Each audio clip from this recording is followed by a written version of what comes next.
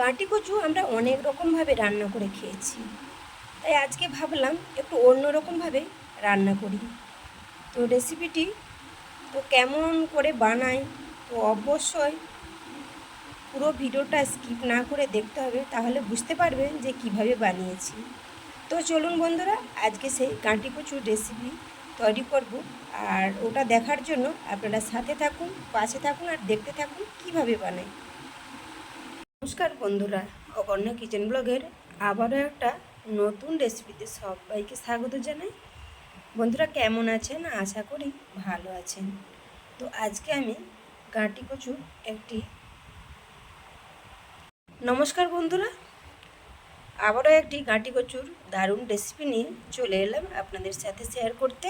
তো বন্ধুরা কেমন আছেন? আশা করি ভালো আছেন, যেখানেই আছেন সুস্থ আছেন।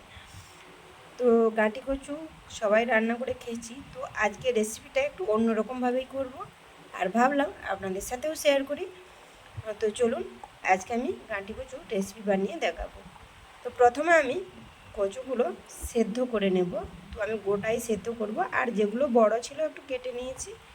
তো এবার আমি এটা প্রেসার কুকারে একটু সেদ্ধ করে নেব। তো এর সাথে কি কি নিয়েছি, বেশি কিছু লাগে না, তো যেটা লাগে সেটাই দেখাচ্ছি আপনাদের। তো ধনে নিয়েছি 1 চামচ, জিরে নিয়েছি, কালো জিরে নিয়েছি, রসুন নিয়েছি, গোটা শুকনো লঙ্কা নিয়েছি। এটাই দিয়ে আজকে রান্নাটা হবে। তো চলুন প্রথমে আমি কচুগুলো সেদ্ধ করে নেব। তো প্রেসার কুকারে করে আমি সেদ্ধ করে নেব।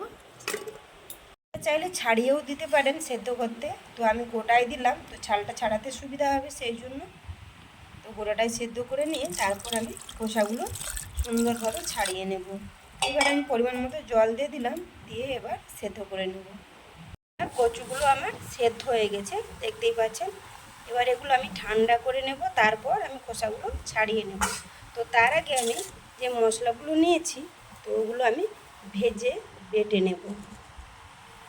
ওর মধ্যে আগে থেকে কড়াই বসিয়ে রেখেছি, তো ওর মধ্যে আমি সব মশলাগুলো দিয়ে দিব, দিয়ে ভালো করে ভেজে নেব।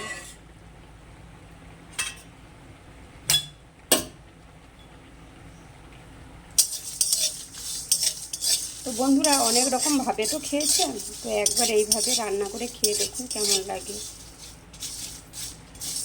তো পুরো ভিডিওটা স্কিপ না করে দেখুন, তাহলে বুঝতে পারবেন যে রান্নাটা কীভাবে করেছি। মশলাগুলো এইভাবে আমি ভেজে নিয়েছি, এবার আমি নামিয়ে নেব।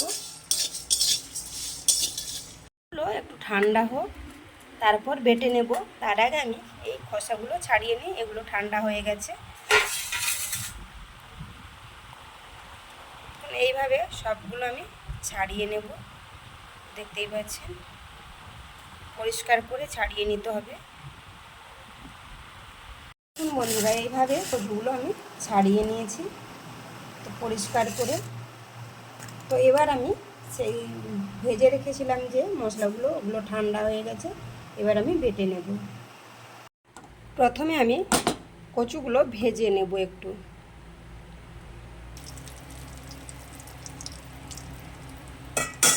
তো কড়াইয়ের মধ্যে সাদা তেল দিয়ে দিলাম, দিয়ে আমি লবণ একটু, হলুদ একটু দিয়ে ভালো করে নাড়াচাড়া করে নিলাম।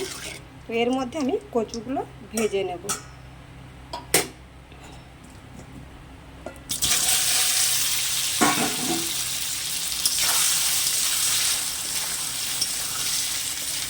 কচুগুলো এভাবে আমি ভেজে নিয়েছি, এবার আমি নামিয়ে নেব। এর মধ্যে কিছু মশলা মাখিয়ে নেব। তো প্রথমে আমি যেই মশলাটা বেটে রেখেছিলাম, তো ওটা আমি দিয়ে দেব।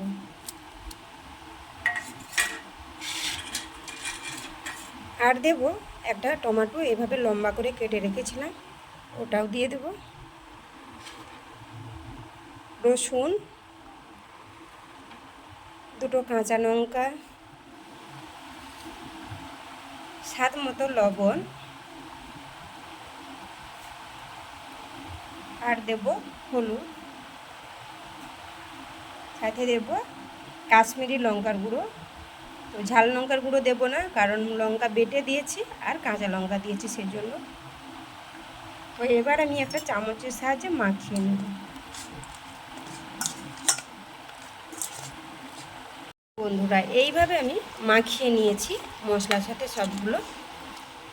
তো এবার আমি এগুলোকে রান্না করে নেব। তো দেখুন মশলাটা মাখানোর পর কত সুন্দর দেখাচ্ছে। তো কচু যে কষে নিয়েছিলাম, তো তার যে তেলটা আছে ওই তেলের মধ্যে আমি আর একটুখানি সরষের তেল দিয়ে দেব। এবার এতে আমি সরষে ফোড়ন দিয়ে দেব। ফোড়ন ভাজা হয়ে গেছে, তো ওর মধ্যে আমি এই যে মাখিয়ে রেখেছিলাম কচুগুলো, তো ওইগুলো আমি দিয়ে দেবো।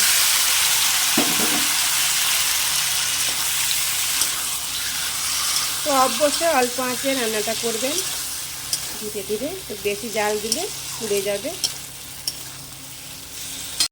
এর মধ্যে দিয়ে দেব যে মশলা মাখানো কচু ছিল, তার মধ্যে জল দিয়ে ধুয়ে আমি দিয়ে দেবো, দিয়ে ভালো করে কষিয়ে নেব।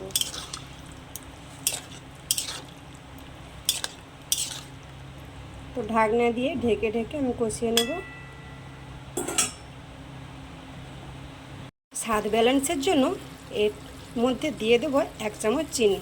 সত্যি কথা বলতে মানে তরকারির মধ্যে চিনি না হলে, মিষ্টি না হলে খেতে আমার ভালো লাগে না। আমি একটু মিষ্টি খেতে, মানে অন্য কিছুতে না, তো এই তরকারির মধ্যে একটু মিষ্টি খেতে ভালোবাসি। তো সেই জন্য আমি একটু চিনিটা বেশি দিলাম, দেখতেই পাচ্ছেন। তো এবার আমি ভালো করে কষিয়ে নেব। দেখুন রান্নাটা আমার হয়ে গেছে। তো নামানোর আগে আমি 1 চামচ ঘি ছড়িয়ে দেবো উপর থেকে। তো আপনারা চাইলে ধনে পাতাও দিতে পারেন, কিন্তু আমার হাতের কাছে নেই, সেজন্য আমি ঘিটাই দিলাম। এবার আমি নামিয়ে নেব। এবার আমি একটা প্লেটের মধ্যে তুলে নেব।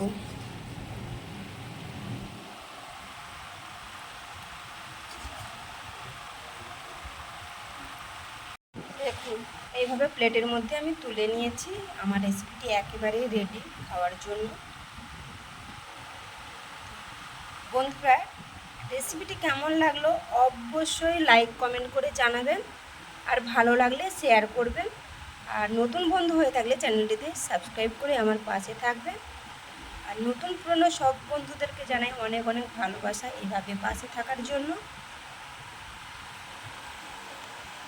তো দেখা হচ্ছে পরের কোনো রেসিপিতে। তো আপনারা ভালো থাকবেন, সুস্থ থাকবেন, নিজেদের খেয়াল রাখবেন আর সাবধানে থাকবেন। এখন খুব ওয়েদার চেঞ্জ হচ্ছে। তো আজকের মতো টাটা।